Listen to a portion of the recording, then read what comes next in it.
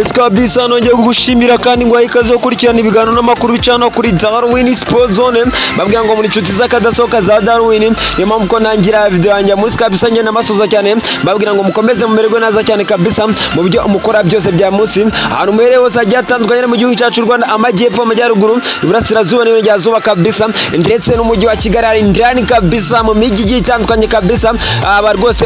muri quartier zigiye zitandukanye ari rwose mu gihugu cyacu Rwanda njye nabasuza cyane babwira ngo mukomeze mumererwe neza cyane kabisa abantu muri mu mujyi wa Kigali basuza cyane babwira ngo mukomeze mumererwe neza cyane kabisa abantu merere ahandi hano byatandukanye mu bihugu by'ibituranyi Burundi Tanzania Kenya Uganda na Congo DRC mbasuza cyane kabisa Centrafrica Zimbabwe Zambia hari rwose muri Nigeria mbasuza cyane kabisa ibihugu bya Afrika birimo abanyarwanda benshi cyane bagenda rwose baduteza amatwi kabisa bangenda mbabona bandika muri comment kabisa babwira ngo mukomeze mumererwe neza cyane kabisa abantu mere mu bihugu by'ibwota amasimbi mbasuza cyane kabisa ubwo ndavuga rwose abantu mere nka Norvège Canada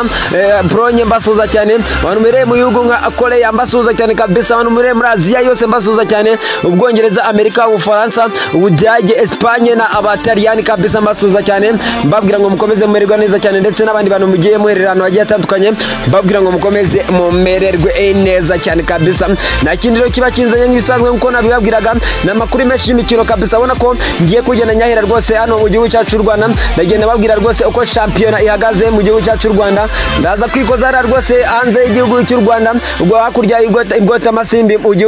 bihugu by'Ubwongereza arabwo umugane Burayi Premier League irabigenda igaruka kabisa ndagira ngutembereza muri Premier League ngubwira imikino yari kuri no munsi ndetse ngubwira n'amakuru agiye atandukanye ari gara ku mugane Burayi ndetse ku munsi w'ejo ikipe Arsenal de Ghana zagenda ikina n'ikipe ikomeye cyane ya Chelsea de Blues hari Stafford Bridge hari ibyo umutoza Mikel Arteta bivugaho ndetse n'abafukinnyi bagiye batandukanye abafana hari ibyo bagenda bavuga rwose mbere y'uno mukino dore ko ikipe Arsenal de Ghana zimikivanze imikino igera kuri 3 itwara neza dore ko mu minota 9 asare inota rimwe gusa turagenda tuganira byinshi cyane ku ikipe Arsenal de Ghana zari kwerekeza mu yandi makipe atandukanye ya Manchester United yarimo byishimo bikomeye yuko yugariro wayo ikomeye cyane bamwita Luke ubona ko yagarutse n'abandi bakinnyi benshi cyane ndagenda ngaruka ku makuru menshi cyane ara ku mugane Burayi wowe cyo usabona kutagenda ukikwa ndaza gukomeza njya mu Rira Liga Santander ngene ngugezaho amakuru y'imikino ku mugoro agenda igaruka ubwo ikipe ikomeye cyane ya Rio Vallecano kinaga na Las Palmas match yarangiye wabona ko rwose ikipe ya Las Palmas yatsinze ikipe ya Real Vallecano bikomeye cyane ibitego 3-1 nandi makuru menshi cyane nucikwe ndaza ngende nyakugezaho ese nutuye ducya twabaye ndiko umutozo ukomeye cyane wa Mitalo Roberto Lezerbe kabisa yagenda bakubitwa ku mugoro wa ikipe ya Auxerre kabisa byari bikomeye cyane mu France byose ndaza kugenda mbikugezaho kabisa icyo usabwa no kudacikwa reka ngende fata garugo gato yansoma ku mazi nawe ubugendo bitekerezaho kabisa ukomeza gukora subscription nimba uri mushyashya kuri channel yacu ni kuri Darwin Sport Zone kandi nimba warakoze subscription komeza ukora like share na comment kugira ngo tugende twibanira kabisa ndiraje mu kanya ngende rwose manukura makuru agiye atandukanye dore ko hari na update nyinshi cyane kabisa ndatangiye rero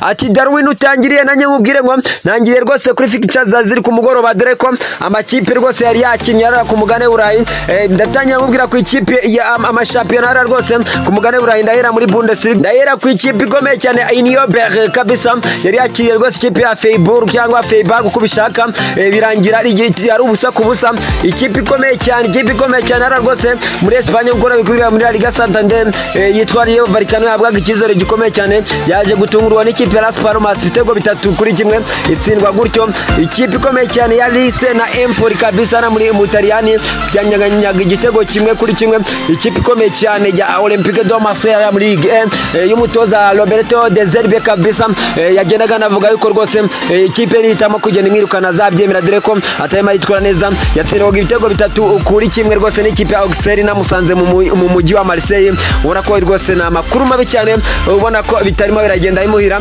ndakomeza rero kuri fixtures ziri ku mugoroba kabisa ziri ku mugoroba rwose fixtures ziri ku mugoroba ikipe ya Bournemouth mu Bwongereza iraza kubikina n'ikipe ya Brentford ku kibuga cya Brentford ku isaha 11 aho ni muri Premier League Crystal Palace ku isaha 11 irakira Fulham ikipe ya West Ham yakira Everton ikipe ikomeye cyane ya Southampton ndajya gusura ikipe ikomeye cyane ya Wolverhampton Wanderers Brighton Hove Albion ku isaha ya isamo ya rwose n'igice iraza ko yakira ikipe ya Manchester City iremerewe cyane dore ko nayo yagendaga iratsindwa muri weekend n'ikipe ikomeye cyane ya Bournemouth ibitego 2-1 kabisa. Ngayo nguko arasozwa rero n'umukino ukomeye cyane umutoza Arne Slot araza kuba ndetse n'umutoza ukomeye cyane witwa Unai Emery wa Aston Villa baraza kuba bakirana ku isaha inebwo uwo bita Unai Emery arajya kubasura rwose umutoza ukomeye cyane w'ikipe ya Liverpool de Cox amwita Arne Slot hari rwose Anfield Road kabisa ku itariki 9 rwose urabona ko bimeze neza cyane. Match rero ya Arsenal de Ghana zinda kugera ngarukaho iri ku isaha 4 kabisa dore ko iri ku isaha iri ku munsi w'ejo ku isaha ya 12 n'igice nzagenda mbigarukaho ahubwo mbabwira ngo ndatangiye mbabwira rwose amakuru menshi cyane ari mu ikipe ya Arsenal de Ghana dore ko ku mugoroba rwose w'ejo izaba ikina n'ikipe ikomeye cyane yahariya ya Chelsea Devils at Stamford Bridge. Hari amakuru menshi cyane rero avugwa mbere y'umukino ni menshi cyane kabisa ngiye kugenda bugeza we nucikwe kabisa. N'umutoza rero Mikel Arteta kabisa. Mikel Arteta yagenda gatangaza amagambo akomeye cyane ubona ko na amagambo menshi cyane yagenda gatangaza yagenda avuga yuko ikipe ya Arsenal de Ghana kabisa irimo iragaragaza imyitwarire mibi muri no minsi. Ubwo rero bibazwa we kabisa nka coach cyangwa team manager kabisa aragenda avuga amagambo akomeye cyane. Rero umutoza Mikel Arteta kabisa wivugira mu cyongereza cyiza cyane murabizi ko mu Espanyol ariko ibyo yavuze nagerageje kubigira mu cyongereza. Nobody wants to win more than me, it is not impossible kabisa. Bivuze iki avuga gati rero nta muntu wifuza nyine gutsinda cyangwa unyoteye gutsinda nkanjye rwose ibyo ntabwo byabishoboka ko hari umuntu yandusha kuba nshaka itsinzi kabisa ngarabinyoteye warabikumbuye. N'umutoza ukomeye cyane bita Mikel Arteta kabisa. Mikel Arteta w'ikipe Arsenal de Ghana n'ikipe Arsenal de Ghana kabisa iraza kuba ibona rwose tubona rwose ikina n'ikipe ya Chelsea de Blues at Stamford Bridge ku munsi w'ejo kabisa ku isaha 12 n'igice hari mu gihugu cy'Ubwongereza. N'ikipe Arsenal de Ghana zimaze imikino 3 wara muri Premier League kabisa ititwara neza dore ko yanganyije n'ikipe ya Liverpool de Cox yaratsinzwe n'ikipe ikomeye cyane ya Bournemouth ibitego 2-0 itsindwa na Newcastle muri weekend yashize. Ubona ko uwabita Alexander Isaac yayitegagamo igitego 1-0 ubona ko n'ikipe Arsenal de Ghana zikumbuye amanota 3 kabisa. Ubona ko rero n'umutoza Mikel Arteta yagenaga nabigaruka avuga ko ikipe Arsenal de Ghana zifuza amanota 3 bikomeye cyane. Ngayo nguko rero ikipe Arsenal de Ghana zinayigira ngo bize kugenda neza ku munsi w'ejo ubwo izabagenda ikina n'ikipe ikomeye cyane ya hariya ya Chelsea de Blues Stamford Bridge nayo ikumbuye intsinzi kabisa dore ko yatsindwaga n'ikipe ikomeye cyane ya Bournemouth. N'ikipe yaginganya n'ikipe ya Manchester United igitego 1-1 byari bikomeye cyane nayo ikumbuye amanota 3. N'ikipe ya Chelsea de Blues ishaka kuba yakomeza iri imbere ikipe ya Arsenal de Ghana dore ko binganya amanota ariko ikaba irusha ibitego. N'ikipe ya Chelsea de Blues yifuza ko yari rwose yashyiramo difference y'amanota hagati yayo n'ikipe ya Aston Villa ndetse n'ikipe ya Chelsea de Blues binganya amanota. Ikipe ya Arsenal de Ghana nayo kandi bikabuko Aston Villa nayo iraza gukina kumubona n'ikipe ya Liverpool de Cox ni match ziraza kuba zikomeye cyane. Ndabwo ndatari komereza kuri match y'ikipe ya hariya ya Manchester City iraza kuba rwose ikina n'ikipe ya Brighton Hove Albion yagiye kuyisura. N'ikipe ya Manchester City nayo yatsindwaga bikomeye cyane ikipe ya Bournemouth ibitego 2-1 irifuza kuba rwose yasunika sezo yayo kuba yagenda rwose iyi defender champion yagenda gitwara zigera kuri enye irifuza kuba yatwara champion ya gatanu ikaba ikipe ya mbere ikomeza kugenda ibikora yandika matigara muri Premier League. Umutoza Pep Guardiola atsindwaga rwose hariya mu gihugu cya Portugal ikipe ya Sporting ibitego 4-1 bitari biherutse gutsindwa rwose ibitego birenze 3 difference y'ibitego 3 ku mutoza Pep Guardiola. Rero abona ku mutoza Pep Guardiola wifuza kuba yakora ibintu byinshi cyane. Ni match rwose iraza kuri misukari ku isaha moya n'igice rwose biraza kuba bikina ni match iraza kubikomeye. N'umugabo Pep Guardiola agaruye abakinnyi arimo Manuel Akanji wabita Nathaniel Ake abagabo bakomeye cyane barimo Josko Gravadiol kabisa Kevin De Bruyne kabisa nawe yaragarukaga araza kubona agaragara kuri uwo mukino. N'ikipe ya Brighton nayo itoroshye n'akana gatoya twayibonaga igora ikipe ya Liverpool de Cox twabonye itsindwa na Liverpool de Cox ibitego 2-1 yabanje Liverpool de Cox ara Anfield Road. Ikipe ya Brighton mbona ko itaza korohera ikipe ya Manchester City ariko ikipe ya Manchester City mbona ko ikipe iraza kuba yagaragaza ibyishoboye rwose inagaragaza yuko ifuza ikikombe cya champion kandi ku mwanya wa kabiri ikomeza gushimangira umwanya wa kabiri cyangwa ikayanatsinda igatiga imbere ikipe yahari ya Liverpool de Cox mbere ku ikipe ya Liverpool de Cox iraza kuba nayisobanura imbere ikipe ya hariya ya Unai Emery kabisa Aston Villa uraza kubona rwose ni match zikomeye cyane ahubwo nigarukire mbona rwose ni match iraza kubikomeye cyane ariko ikipe ya Manchester City mbona ko itaza gukora ikosa kuko ikomeze kugenda ikosa korano makosa akomeye cyane zitagenda rwose hari umuriro ni muri akaramwe ikipe ya Manchester City ariko ntaza kubona rwose mbona rwose ikipe ya Manchester City iraza iraza kuba yigaragaza nakuyemo rwose amanota rwose igiye itakaza mu minsi ishize,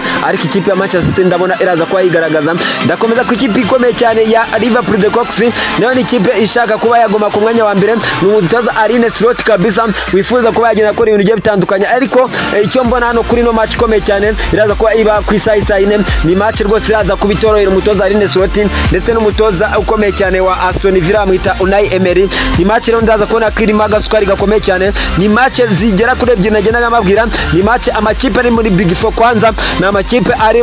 rwose ariho press ikomeye cyane, dore ko ahatarimo amanota menshi hagati y'ikipe ya Manchester City n'ikipe ikomeye cyane ya hariya ya Liverpool the Cocks. Amanota agera kuri 2 ikipe rwose ikomeye cyane ya hariya rwose ya Liverpool the Cocks ikipe ya Manchester City iramuka itsinze ikipe ya Manchester City iragifata umwanya wa mbere itegereze Liverpool, ariko niramuka itsinzwe birumvikana ko ikipe ya Liverpool the Cocks iratijya inyuma y'ikipe ya Manchester City. Liverpool the Cocks yifuza kuba yatsinda igasova sezo yayo, dore ko mu mwaka washize yagiye igarukira ku mwanya wa gatatu, irifuza no kuba yagenda ifata rwose umwanya wa mbere. Umutoza Arne Slot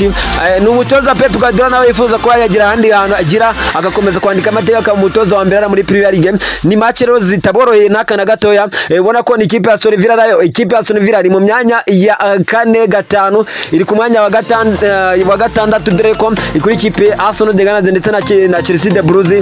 Ubona ko ni ikipe ikomeye cyane ya hariya rwose Aston Villa nayo yatsindwaga n'ikipe ya Tottenham ibitego bigera kuri 4-1 muri weekend yashize. Ubona ko ni match irimo rwose agasukari, rwose match zirimo agasukari. Haba ku ikipe ya Brighton nayo irifuza kugomeza iza makipe meza ikagaragara mu marushanwa y'Iburayi. Ubona ko ni match tutaza kuba zoroshye. Nerekeje ku ikipe ya Arsenal de Ghana ku munsi w'ejo nayo izabikina ikipe ya Chelsea Blues, twayenze bigaruka ku munsi w'ejo. Ubona ko ni match zose zitarimo rwose akantu koroshye n'akana gatoya, n'amakipe ari muri Big Four ndetse n'amakipe ari mu myanya 7 ya mbere. Ubona ko azabahangana rwose bikomeye cyane. Zose ni ikipe zitoroye, haba ari ku mutoza Mikel Arteta, ku mutoza bita Enzo Maresca, n'umutoza Pep Guardiola wifuza gutsinda, umutoza Arne Slot wifuza gutsinda ndetse na Unai Emery. Tuzagenda tubona rwose match zikomeye cyane, ndetse nizo turaza kuba tubona ku mugoroba. Babwira ngo na mahirwe masa bafana b'ikipe y'amakipe agiye atandukanye, mwandike muri comment mumbwira ngo turabona biraza kuba bimeze gute, ariko genda ndabona ikipe ya Manchester City itaraza kubikora ikosa. Ahubwo aho nashyira akabazo gakomeye cyane ni ku ikipe ikomeye cyane ya Liverpool the Cocks, ndetse imbere y'umutoza Unai Emery nawe yifuza intsinzi iraza kuba bikomeye cyane, ariko Anfield Road nabona araza kuba nabagira ibintu yigaragaza uwo bita Arne Slot kabisa, ukomeje no kubibarira Champions League kabisa first one. Urako rwose umutoza afite amanota 12 kuri 12 naratsindwa n'umukino n'umwe, n'umutoza rwose umaze gutsindwa match imwe anganya imwe kuva yakaza mu ikipe ya Liverpool the Cocks. Ndabona ko yifuza kuba yakomeza akagomeza kuba umutoza ukomeye cyane. Babwira ngo rero bakunzi ba Darwin Sport Zone nuko nsoje yara makuru y'imikino yaragezwa hano kuri Darwin Sport Zone, ndaza mbageza andi makuru aza kuba agezwa mu kanya kaza kuza, by'umwihariko ngenda ngaragaza rwose ibyo abakinnyi abatoza abafana b'ikipe yari Arsenal de Ghana bavuga yuko rwose bagiye bigira ku mukino w'ikipe ya Inter de Milan ubwo bakinaga rwose ku munsi wa gatatu kabisa hari San Siro, bagira ngo bigira ibintu bigiye bitandukanye, ariko by'umwihariko ndagaruka kuri 5 bagiye bari mu shoninga. Ntuze kubikirwa mabwira ngo uze kugenda uryoherwa mu kanya kaza kuza ngaruka no ku yandi makuru ari mara trending rwose, dore ko abari menshi cyane naza kuba agezweho, ndaza kugenda nyakugezaho. Mubwira ngo rero nimba uri mushyashya kuri channel yacu kuri Darwin Sport Zone, komeza ukore subscription, kandi nimba usanzwe hano kuri Darwin Sport Zone urakoze subscription, kora like share na comment kabisa, tugende twibanira ubundi tubahuze mu kanya kaza kuza tugana andi makuru menshi cyane ndaza ko agezweho. Imana ikurinde bane nawe mu gikora byose bya munsi. Assalamu alaikum.